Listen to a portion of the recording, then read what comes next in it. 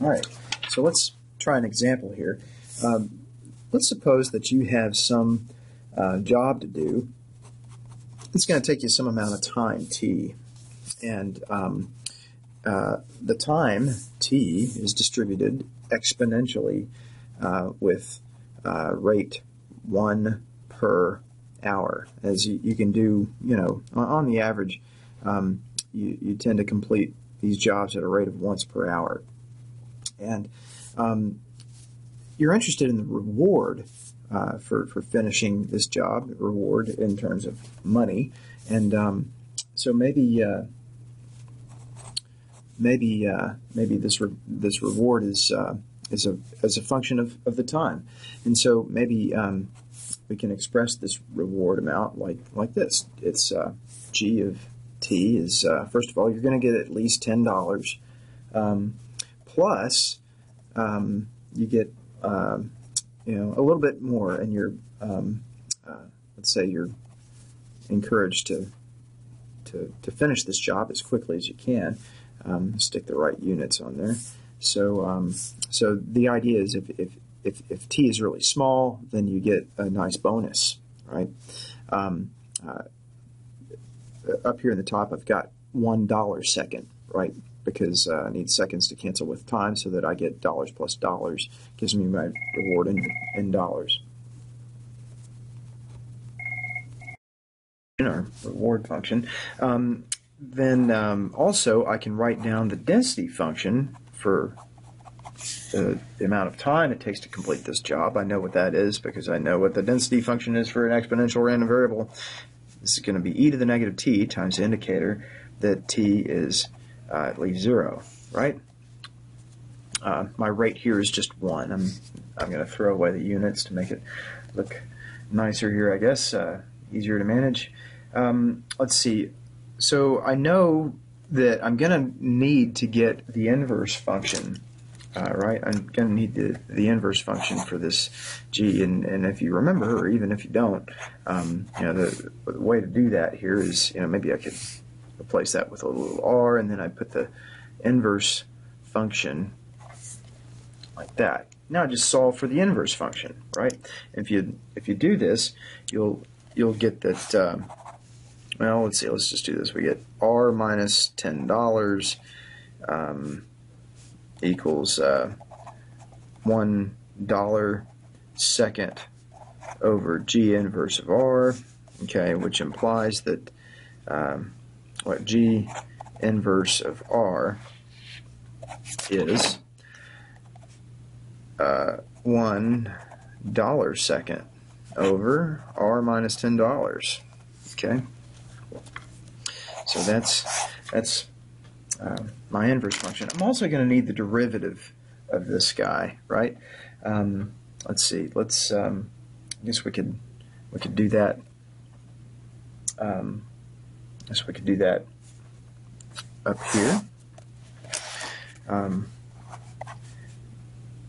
derivative with respect to r of g inverse of r is well, that's ddr of, can I just get rid of the units there?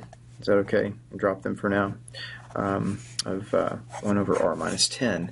So that's going to be what? That's negative sign comes down, r minus 10 to the negative 2, right? Okay. So now I think I'm ready to get the density function for my reward. Okay. So that's f sub r of r. We know from our previous discussion that this is, I guess I didn't mention this, by the way, but our reward function here, g, is decreasing, isn't it? It's if you look at this function, it's a constant plus a constant over time, and that's going to look something like this, right? It's going to look like that. It's a decreasing function. Okay, so I know that my density function for r then can be written as it's the density function for the underlying random variable, the time there, evaluated at g inverse of r times the absolute value of the derivative with respect to r of g inverse of r. Okay? And so, let's see, I know what the density function is. I'm just going to take it from right over here. Okay, it's just e to the negative. Now I need to put in g inverse there for the argument there. It's 1 over r minus 10. And now, don't forget to include the indicator function business there, right? 1 if the argument is at least 0. So 1 if 1 over r minus 10 is at least 0. Okay? Times, what's the derivative with respect to r of this inverse function? Let's see, I got it up here, right? And it's got to be the absolute value of negative r minus 10 quantity to the negative 2th. So all of this stuff, I can just write it as e to the negative 1 over r minus 10. Let's say all over r minus 10 squared, right? I do it like that. And then times the indicator of, let's see, I need for this stuff to be bigger than at least 0, right? And that's going to happen if r is greater than 10, right? So that's the same thing as, r in greater than 10. And so there we go. This is the density function for my reward. This tells me how my reward behaves. Note that it is not exponentially distributed. How about that? Of course it's not going to be. So there you go. And it makes sense too. Always go back and check your work here. Make sure this sort of makes sense. You might even graph this. Might even draw a nice little graph of this. Note that if r is 10 or less, this evaluates to 0, and the density function is 0, just as it should be, because I know that I'm going to get at least $10, and in fact, I am, with probability 1, I'm going to get $10 plus a tiny bit, okay?